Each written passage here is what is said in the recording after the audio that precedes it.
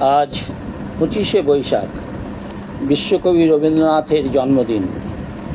এই দিনটি প্রতি বৎসর আমাদের কাছে নিয়ে আসে নতুন উদ্দীপনা, নতুন প্রেরণা। নিদাগতপ্ত বৈশাখের এক ভোরে উদিত হয়েছিল বাংলার আকাশে আর এক সূর্য। সেই সূর্য আমাদের প্রিয় কবিগুরু। বাঙালির সাহিত্যাকাশে চিরভাস্বর সেই সূর্য রবীন্দ্রের দীপ্তি। বাঙালির কাছে তার জন্মদিনটি পবিত্রতম দিন, চিরনতুন, চিরসবুজ, চির অম্লান। রবীন্দ্রনাথের কবিসত্তাও চিরসবুজ, চিরনতুন। তিনি যে অন্তরের যাত্রী, সেখানে প্রভাতের শুকতারা মনের আনন্দে গান গায়। নতুন অরুণ লেখায় তার চিরন্তন যাত্রাপথ রেখাঙ্কিত। তিনি তার জন্মদিন উপলক্ষে লিখেছেন, জন্মোৎসবে এই যে আসন পাতা, এথা আমি যাত্রী শুধু, অপেক্ষা করিব লবটিকা। মৃত্যুর দক্ষিণ হস্ত হতে নতুন অরুণ শিখা হবে দিবে যাত্রার ইঙ্গিত।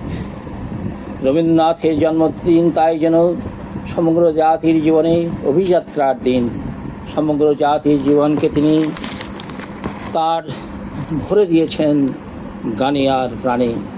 আমাদের সংস্কৃতির ভাণ্ডার পূর্ণ হয়ে উঠেছে তার জীবনের পূর্ণ সম্পদে। এই দিন দীক্ষার দিন। রবীন্দ্র প্রতিভাকে সুবিশাল বনস্পতির সঙ্গেই কেবল তুলনা করা চলে।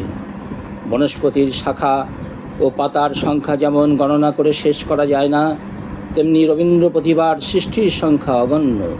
কাব্য, নাটক, উপন্যাস, ছোট গল্প, গান, প্রবন্ধ প্রভৃতি সমস্ত ক্ষেত্রেই কবি সার্বভৌম। রবীন্দ্রনাথের জন্য একছত্র আধিপত্য। দেবাত্মা হিমালয়ের মূর্ত উন্নত শীর্ষ হয়ে বিরাজিত বাংলা সাহিত্যের কবীনাং কবিতম।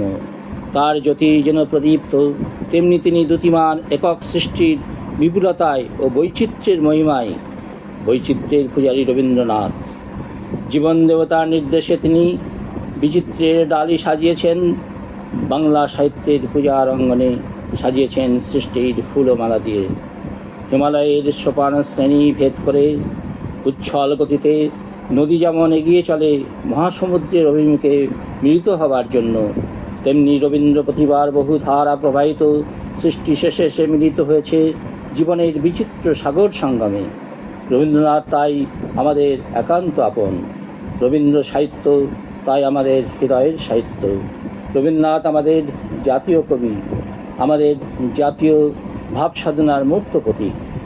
ভারতের শাশ্বত কাব্যের সাধনা যেমন মূর্ত হয়ে উঠেছে রবীন্দ্রনাথের ভাব সাধনায়। 25শে বৈশাখের এক পূর্ণ লগ্নে কবিতার কবিসত্তাকে নতুনভাবে আবিষ্কার করে বলেছিলেন, 25শে বৈশাখ চলেছে জন্মদিনের ধারাকে বহন করে মৃত্যুদিনের দিকে। আর বলেছিলেন, চিরনতুনের দিল ডাক 25শে বৈশাখ। আজ আমাদের এই 25শে বৈশাখের শুভ উদযাপনের মধ্য দিয়ে কবির বাণী সার্থক হোক।